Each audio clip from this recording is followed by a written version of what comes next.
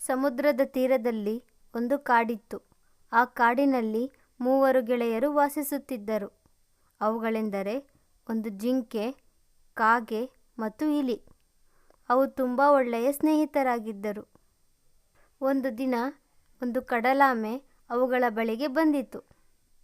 ಅದು ಈ ರೀತಿ ಹೇಳಿತು: ನಾನು ಕೂಡ ನಿಮ್ಮ ಗೆಳೆಯನಾಗಿರಲು ಬಯಸುತ್ತೇನೆ. ನಾನು ಒಂಟಿಯಾಗಿದ್ದೇನೆ ಎಂದು ಹೇಳಿತು. ಆಗ ಕಾಗೆ ಈ ರೀತಿ ಹೇಳಿತು: ನಿನಗೆ ಸುಸ್ವಾಗತ. ಆದರೆ ನಿನ್ನ ವೈಯಕ್ತಿಕ ಸುರಕ್ಷತೆಯ ವ್ಯವಸ್ಥೆ ಏನು? ಸುತ್ತಲೂ ಅನೇಕ ಬೇಟೆಗಾರರಿದ್ದಾರೆ. ಅವರು ಆಗಾಗ ಈ ಕಾಡಿಗೆ ಭೇಟಿ ಕೊಡುತ್ತಿರುತ್ತಾರೆ. ಬೇಟೆಗಾರ ಬಂದಾಗ ನೀನು ಹೇಗೆ ಜೀವ ಉಳಿಸಿಕೊಳ್ಳುವೆ ಎಂದು ಕಾಗೆ ಕಡಲಾಮೆಗೆ ಕೇಳಿತು. ಆಗ ಕಡಲಾಮೆ ಈ ರೀತಿ ಹೇಳಿತು: ಇದಕ್ಕಾಗಿಯೇ ನಾನು ನಿಮ್ಮ ಗುಂಪನ್ನು ಸೇರುತ್ತಿರುವುದು ಎಂದು ಹೇಳಿತು. ಅವರ ಮಾತು ಮುಗಿಯುವಷ್ಟರಲ್ಲಿ ಒಬ್ಬ ಬೇಟೆಗಾರ ಕಾಣಿಸಿಕೊಂಡನು. ಬೇಟೆಗಾರನನ್ನು ನೋಡುತ್ತಿದ್ದಂತೆ ಜಿಂಕೆಯು ಥಟ್ಟನೆ ಓಡಿತು. ಕಾಗೆಯು ಆಕಾಶದಲ್ಲಿ ಹಾರಿತು. ಇಲಿಯು ಓಡಿ ಬಿಲದಲ್ಲಿ ಅವಿತುಕೊಂಡಿತು. ಕಡಲಾಮೆಯು ನಿಧಾನವಾಗಿ ತೆವಳಲು ಪ್ರಯತ್ನಿಸಿತು. ಆದರೆ ಬೇಟೆಗಾರನು ಅದನ್ನು ಹಿಡಿದುಕೊಂಡನು. ಅದನ್ನು ತನ್ನ ಬಲೆಯಲ್ಲಿ ಕಟ್ಟಿಹಾಕಿಕೊಂಡನು. ಜಿಂಕೆಯನ್ನು ಕಳೆದುಕೊಂಡಿದ್ದರಿಂದ ಅವನಿಗೆ ತುಂಬ ದುಃಖವಾಗಿತ್ತು. ಆದರೆ ಹಸಿವಿನಿಂದ ಇರುವುದಕ್ಕಿಂತ ಕಡಲಾಮೆಯ ಸವಿಯೂಟವಾದರೂ ಸಿಕ್ಕಿತಲ್ಲ ಎಂದು ಅವನು ಭಾವಿಸಿದನು. ಕಡಲಾಮೆಯ 3 ಗೆಳೆಯರು ತಮ್ಮ ಗೆಳೆಯ ಬೇಟೆಗಾರನ ಬಲೆಯಲ್ಲಿ ಸಿಕ್ಕಿಬಿದ್ದಿದ್ದರಿಂದ ತುಂಬ ಸಂಕಟಪಟ್ಟರು. ಅವರೆಲ್ಲರೂ ಒಂದೆಡೆ ಕೂತು ತಮ್ಮ ಗೆಳೆಯನನ್ನು ಬೇಟೆಗಾರನ ಬಲೆಯಿಂದ ಹೇಗೆ ಬಿಡಿಸಿಕೊಳ್ಳಬೇಕು ಎಂದು ಉಪಾಯ ಮಾಡಿದರು. ನಂತರ ಕಾಗೆಯು ಆಕಾಶದಲ್ಲಿ ಮೇಲಕ್ಕೆ ಹಾರಿ ಬೇಟೆಗಾರನು ನದಿಯ ದಡದಲ್ಲಿ ನಡೆದು ಬರುತ್ತಿರುವುದನ್ನು ಪತ್ತೆ ಹಚ್ಚಿತು. ಅವರ ಯುಕ್ತಿಯ ಪ್ರಕಾರ ಜಿಂಕೆಯು ಬೇಟೆಗಾರನಿಗೆ ಕಾಣದಂತೆ ಅವನಿಗಿಂತ ಮುಂದೆ ಹೋಗಿ ಅವನು ಬರುವ ದಾರಿಯಲ್ಲಿ ಸತ್ತಂತೆ ಮಲಗಿಕೊಂಡಿತು. ಬೇಟೆಗಾರನು ದೂರದಿಂದಲೇ ನೆಲದ ಮೇಲೆ ಮಲಗಿದ್ದ ಜಿಂಕೆಯನ್ನು ನೋಡಿದನು. ಮತ್ತೆ ಜಿಂಕೆಯನ್ನು ಕಂಡಿದ್ದರಿಂದ ಅವನಿಗೆ ತುಂಬ ಸಂತೋಷವಾಯಿತು. ಬೇಟೆಗಾರನು ಈ ರೀತಿ ಯೋಚಿಸಿದನು: ಈಗ ನಾನು ಅದರ ಮಾಂಸದ ಸವಿಯೂಟ ಮಾಡಬಹುದು, ಪೇಟೆಯಲ್ಲಿ ಅದರ ಸುಂದರವಾದ ಚರ್ಮವನ್ನು ಮಾರಬಹುದು ಎಂದು ಯೋಚಿಸಿದನು. ಅವನು ಕಡಲಾಮೆಯನ್ನು ನೆಲದ ಮೇಲಿಟ್ಟು ಜಿಂಕೆಯನ್ನು ಹಿಡಿದುಕೊಳ್ಳಲು ಓಡಿದನು. ಇಷ್ಟರಲ್ಲಿ ಮೊದಲೇ ಎಣಿಸಿದಂತೆ ಇಲಿಯು ಇಡೀ ಬಲೆಯನ್ನು ಕತ್ತರಿಸಿ ಹಾಕಿ ಕಡಲಾಮೆಯನ್ನು ಸ್ವತಂತ್ರಗೊಳಿಸಿತು. ಕಡಲಾಮೆಯು ಅವಸರವಸರವಾಗಿ ತೆವಳಿಕೊಂಡು ನೀರಿನಲ್ಲಿ ಮರೆಯಾಯಿತು. ಬೇಟೆಗಾರನು ಜಿಂಕೆಯ ಹತ್ತಿರ ಹೋದಾಗ ಜಿಂಕೆಯು ಛಂಗನೆ ಹಾರಿ ಕಾಡಿನತ್ತ ಓಡಿತು. ಅವನು ಆಶ್ಚರ್ಯದಿಂದ ಬಾಯಿ ತೆರೆದು ನಿಂತುಕೊಂಡನು. ಏನಾಗುತ್ತಿದೆ ಎಂದು ಅವನಿಗೆ ಅರ್ಥ ಮಾಡಿಕೊಳ್ಳುವಷ್ಟರಲ್ಲಿ ಜಿಂಕೆಯು ಕಣ್ಮರೆಯಾಗಿತ್ತು.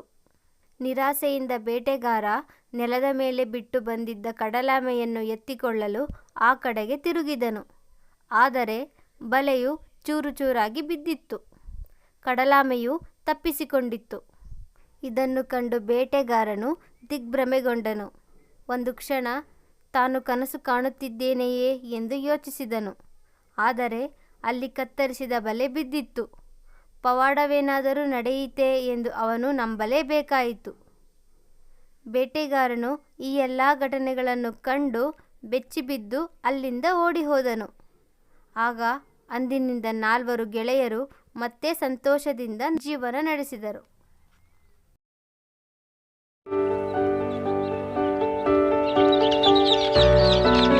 ರಾಮಯ್ಯನಿಗೆ ಭೀಮ ಮತ್ತು ಸೋಮ ಎಂಬ 2 ಮಕ್ಕಳಿದ್ದರು. ಅವರು ಚೆನ್ನಾಗಿ ಓದಿ ವಿದ್ಯಾವಂತರಾಗಬೇಕು, ತನಗೂ ಹಾಗೂ ತನ್ನ ಊರಿಗೂ ಒಳ್ಳೆಯ ಹೆಸರು ತರಬೇಕು, ದೊಡ್ಡ ಮನುಷ್ಯರು ಎನಿಸಿಕೊಳ್ಳಬೇಕು ಎಂದು ಅವರನ್ನು ಪೇಟೆಯಲ್ಲಿನ ವಸತಿ ಶಾಲೆಗೆ ಸೇರಿಸಿದ್ದನು. ರಜೆಯಲ್ಲಿ ಮಕ್ಕಳು ಮನೆಗೆ ಬಂದಾಗಲೆಲ್ಲ ಅವರಿಗೆ ನೀತಿ ಕಥೆಗಳನ್ನು ಹೇಳುತ್ತಿದ್ದನು. ಜೊತೆಗೆ ತಾಯಿ ಕೂಡ ಮಕ್ಕಳು ಎಂದರೆ ಬಹಳ ಅಕ್ಕರೆಯಿಂದ ರುಚಿ ರುಚಿಯಾದ ತಿಂಡಿ ತಿನಿಸುಗಳು ಮಾಡಿಕೊಡುತ್ತಿದ್ದಳು. ಜೊತೆಗೆ ಬಹಳ ಮುದ್ದನ್ನು ಮಾಡುತ್ತಿದ್ದರು. ಒಂದು ಸಲ ರಾಮಯ್ಯ ಪೇಟೆಯಲ್ಲಿ ಓದುತ್ತಿರುವ ಮಕ್ಕಳನ್ನು ನೋಡಿಕೊಂಡು ಬರಲು ಹೆಂಡತಿಯೊಡನೆ ಬಸ್ಸು ಹತ್ತಿದನು. ತಾನು ಬರುವ ವಿಷಯವನ್ನು ಮಕ್ಕಳಿಗೆ ತಿಳಿಸಿ ಇಬ್ಬರಿಗೂ ಬಸ್ ನಿಲ್ದಾಣಕ್ಕೆ ಬರುವಂತೆ ಹೇಳಿದ್ದನು. ಅಪ್ಪ ಅಮ್ಮ ಬಸ್ನಿಂದ ಇಳಿಯುವುದನ್ನು ನೋಡುತ್ತಲೇ ಭೀಮ ಧಾವಿಸಿ ಬಂದನು. ಅವನು ಅಪ್ಪ ಅಮ್ಮನ ಕಾಲು ಮುಟ್ಟಿ ನಮಸ್ಕರಿಸಿದನು. ಅವರ ಕೈಯಲ್ಲಿನ ಚೀಲಗಳನ್ನು ತೆಗೆದುಕೊಂಡು, ಬಸ್ಸಿನಲ್ಲಿ ಸೀಟು ಸಿಕ್ಕಿತಲ್ಲವೇ, ಪ್ರಯಾಣದಲ್ಲಿ ತೊಂದರೆ ಆಗಲಿಲ್ಲವಲ್ಲ ಎಂದು ಯೋಗಕ್ಷೇಮ ವಿಚಾರಿಸಿದನು. ಆದರೆ ಸೋಮ ಮಾತ್ರ ಹೋಗಿ ಬರುವ ಬಸ್ಗಳನ್ನು ನೋಡುತ್ತಾ ನಿಂತಿದ್ದನು. ಅವನು ಅಪ್ಪ ಅಮ್ಮನ ಕಾಲಿಗೆ ನಮಸ್ಕಾರ ಮಾಡಲಿಲ್ಲ. ಅಮ್ಮ, ತಿಂಡಿ ತಂದಿದ್ದೀಯಾ ಎಂದು ಮಾತ್ರ ಕೇಳಿದನು. ಅಣ್ಣ ಎರಡೂ ಕೈಯಲ್ಲಿ ಚೀಲ ಹಿಡಿದಿದ್ದರೂ ಕೂಡ ಅದರಲ್ಲಿ ತಾನೂ ಒಂದು ಚೀಲವನ್ನು ತೆಗೆದುಕೊಂಡು ಅಣ್ಣನಿಗೆ ಸಹಾಯ ಮಾಡಲು ಮುಂದಾಗಲಿಲ್ಲ. ಇವೆಲ್ಲವನ್ನೂ ಗಮನಿಸಿದ ಅಪ್ಪನಿಗೆ ತುಂಬ ಬೇಸರವಾಯಿತು. ಆತ ತನ್ನ ಹೆಂಡತಿಗೆ ಈ ರೀತಿ ಹೇಳಿದನು, ನೋಡು, ನಮ್ಮ ಭೀಮ ಎಷ್ಟು ನಯವಿನಯ ಕಲಿತಿದ್ದಾನೆ. ಅವನಿಗೆ ಅಪ್ಪ ಅಮ್ಮ ಎಂದರೆ ನಿಜಕ್ಕೂ ಪ್ರೀತಿ. ಬಂದ ಕೂಡಲೇ ನಮಸ್ಕರಿಸಿದ, ಯೋಗಕ್ಷೇಮ ವಿಚಾರಿಸಿದ, ನಮ್ಮ ಚೀಲಗಳನ್ನು ತೆಗೆದುಕೊಂಡ. ಆದರೆ ಅದೇ ನಮ್ಮ ಸೋಮು ನೋಡು ಎಂದು ಬೇಸರದಿಂದ ನುಡಿದನು. ಆಗ ಅವನ ಹೆಂಡತಿ ಈ ರೀತಿ ಹೇಳಿದಳು, ಅಯ್ಯೋ, ನಮಸ್ಕಾರ ಮಾಡಲಿಲ್ಲ, ಚೀಲ ತೆಗೆದುಕೊಳ್ಳಲಿಲ್ಲ ಅಂತ ಏಕೆ ಬೇಸರ ಮಾಡಿಕೊಳ್ಳುತ್ತೀರಿ? ಅವನಿನ್ನೂ ಚಿಕ್ಕವನು, ಮುಂದೆ ಕಲಿತಾನೆ ಬಿಡಿ ಎಂದು ತಾಯಿ ಕಿರಿಯ ಮಗನನ್ನು ವಹಿಸಿಕೊಂಡು ಮಾತನಾಡಿದಳು. ಆದರೆ ರಾಮಯ್ಯ ಮಾತ್ರ ಗಿಡವಾಗಿ ಬಗ್ಗದ್ದು ಮರವಾಗಿ ಬಗ್ಗಿತೆ ಎಂದು ತುಂಬ ಕಳವಳಗೊಂಡನು. ಆದದ್ದು ಹಾಗೆಯೇ ಕೆಲವು ವರ್ಷಗಳು ಕಳೆದವು. ಭೀಮ ಮತ್ತು ಸೋಮ ಇಬ್ಬರು ದೊಡ್ಡವರಾದರು. ಈಗ ಭೀಮನು ಭೀಮಣ್ಣನವರ್ ಆಗಿ ಒಂದು ಆಫೀಸಿನಲ್ಲಿ ಅಧಿಕಾರಿಯಾದನು. ಜನರು ಅವನಿಗಾಗಿ ಕಚೇರಿಯಲ್ಲಿ ಕಾದು ಕುಳಿತಿರುತ್ತಿದ್ದರು. ಅವನು ಬರುವುದನ್ನು ಕಂಡ ಕೂಡಲೇ ಎದ್ದು ಕೈ ಜೋಡಿಸಿ ನಮಸ್ಕರಿಸುತ್ತಿದ್ದರು. ತಮ್ಮ ಕೆಲಸ ಮಾಡಿಸಿಕೊಂಡು ಕೃತಜ್ಞತೆ ಅರ್ಪಿಸಿ ಹಿಂದಿರುಗುತ್ತಿದ್ದರು. ಸೋಮು ಈಗಲೂ ಸೋಮನೇ ಆಗಿ ಅದೇ ಆಫೀಸಿನಲ್ಲಿ ತುಂಬ ಕೆಳದರ್ಜೆಯ ಕೆಲಸ ಮಾಡುತ್ತಿದ್ದನು. ಬಂದವರಿಗೆಲ್ಲ ಕೈ ಮುಗಿದು ನಮಸ್ಕರಿಸುತ್ತಿದ್ದನು. ಜನ ಕೊಟ್ಟ ಬಕ್ಷೀಸಿಗೆ ಕೈ ಒಡ್ಡುತ್ತಿದ್ದನು. ಅಂದು ಅಪ್ಪ ಅಮ್ಮ ಗುರು ಹಿರಿಯರಿಗೆ ನಮಸ್ಕರಿಸಿ ವಿನಯದಿಂದ ವರ್ತಿಸಿದ್ದ ಭೀಮನಿಗೆ ವಿದ್ಯೆ ಒಲಿದಿತ್ತು. ದೊಡ್ಡ ಓದಿ ಕೆಲಸಕ್ಕೆ ಸೇರಿದ್ದನು. ಈಗ ಎಲ್ಲರಿಂದಲೂ ನಮಸ್ಕರಿಸುವ ದೊಡ್ಡ ಶಕ್ತಿ ಪಡೆದಿದ್ದನು. ಆದರೆ ಅಂದು ಬೇಜವಾಬ್ದಾರಿಯಿಂದ ನಡೆದುಕೊಂಡು ನಮಸ್ಕರಿಸುವುದು ಅಪಮಾನ ಎಂದು ತಿಳಿದಿದ್ದ ಸೋಮು ಗುರುಗಳಲ್ಲಿ ವಿಧೇಯತೆ ತೋರಲಿಲ್ಲ. ಸರಿಯಾಗಿ ಓದಲಿಲ್ಲ, ಪಾಸಾಗಲಿಲ್ಲ. ಹೀಗಾಗಿ ಅವನು ಎಲ್ಲರಿಗೂ ನಮಸ್ಕರಿಸಿಕೊಂಡು ಬದುಕಬೇಕಾಗಿದೆ. ಆದ್ದರಿಂದ ಮಕ್ಕಳು ನಯ ವಿನಯವನ್ನು ಚಿಕ್ಕವರಿರುವಾಗಲೇ ರೂಢಿಸಿಕೊಳ್ಳಬೇಕು. ಇಲ್ಲದಿದ್ದರೆ ಸೋಮನಂತೆ ಕಷ್ಟಪಡಬೇಕಾಗುತ್ತದೆ. ಸುಮೇರು ಎಂಬ ರಾಜ್ಯವನ್ನು ಸುಕೀರ್ತಿ ಎಂಬ ರಾಜ ಆಡಳಿತ ನಡೆಸುತ್ತಿದ್ದನು. ಅವನಿಗೆ ಒಬ್ಬನೇ ಮಗ ಸುಮೇಧ. ಅವನು ಪ್ರಾಪ್ತ ವಯಸ್ಸಿಗೆ ಬರುವ ಹೊತ್ತಿಗೆ ರಾಜ ಸುಕೀರ್ತಿ ಕಾಯಿಲೆಯಿಂದ ಹಾಸಿಗೆ ಹಿಡಿದಿದ್ದನು. ರಾಜವೈದ್ಯರು ಅವನನ್ನು ಪರೀಕ್ಷಿಸಿ ಹಿಮಾಲಯ ಪರ್ವತ ತಪ್ಪಲಲ್ಲಿ ಬೆಳೆಯುವ ಒಂದು ಗಿಡಮೂಲಿಕೆಯನ್ನು ತೆಗೆದುಕೊಂಡು ಬರಬೇಕೆಂದು ಹೇಳಿದನು. ಸುಮೇಧನು ತನ್ನ ತಂದೆಯ ಜೊತೆ ನಾನೇ ಗಿಡದ ಮೂಲಿಕೆಯನ್ನು ತರುತ್ತೇನೆ ಎಂದು ಹೇಳಿದನು. ರಾಜನು ಒಪ್ಪಿಗೆ ಕೊಟ್ಟ ಮೇಲೆ ಸುಮೇಧನು ಚಿಕ್ಕಂದಿನಿಂದಲೂ ತನ್ನ ಜೊತೆಯಾಗಿದ್ದ ನಾಯಿಯ ಜೊತೆ ಹೊರಡಬೇಕೆಂದು ನಿಶ್ಚಯಿಸಿದನು. ಆಗ ಮಂತ್ರಿಕುಮಾರನಾದ ದರ್ಶನ ಸುಮೇಧನಿಗೆ ಈ ರೀತಿ ಹೇಳಿದನು, ರಾಜಕುಮಾರ, ನಿನ್ನ ಬೆಂಗಾವಲಾಗಿ ನಾನು ಬರುತ್ತೇನೆ.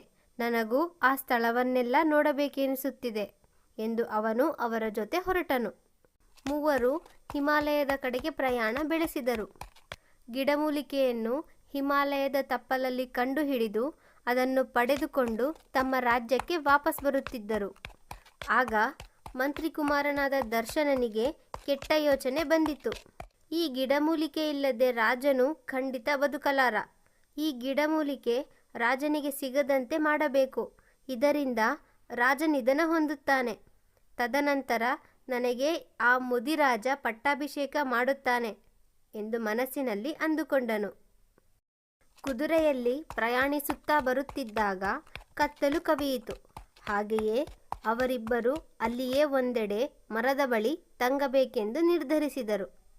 ರಾಜಕುಮಾರನು ಚೆನ್ನಾಗಿ ನಿದ್ದೆ ಹೋದ ಮೇಲೆ ಮಂತ್ರಿಕುಮಾರನು ಎದ್ದು ಈ ರೀತಿ ಯೋಚಿಸಿದನು. ಈ ನಾಯಿಯನ್ನೇನು ಮಾಡುವುದು ಎಂದು ಯೋಚಿಸುತ್ತಿದ್ದಾಗ ಒಂದು ಉಪಾಯ ಹೊಳೆಯಿತು. ಮರುದಿನ ರಾಜಕುಮಾರನಿಗೆ ಅಲ್ಲಿಯೇ ಒಂದು ನದಿಯಿದೆ, ಸ್ನಾನ ಮಾಡಿ ಬರೋಣವೆಂದು ಹೇಳಿ ನಾಯಿಯನ್ನು ಅಲ್ಲಿಯೇ ಬಿಟ್ಟು ರಾಜಕುಮಾರನನ್ನು ಮಾತ್ರ ಕರೆದುಕೊಂಡು ಹೋದನು. ಸ್ನಾನ ಮಾಡಿಕೊಂಡು ಬಂದು ನೋಡಿದಾಗ ನಾಯಿ ಕಾಣಿಸಲಿಲ್ಲ. ರಾಜನು ನಾಯಿಯನ್ನು ಹುಡುಕಲು ಹೊರಟನು. ನಾಯಿ ಸಿಗಲೇ ಇಲ್ಲ. ರಾಜಕುಮಾರನಿಗೆ ದುಃಖ ಉಂಟಾಯಿತು.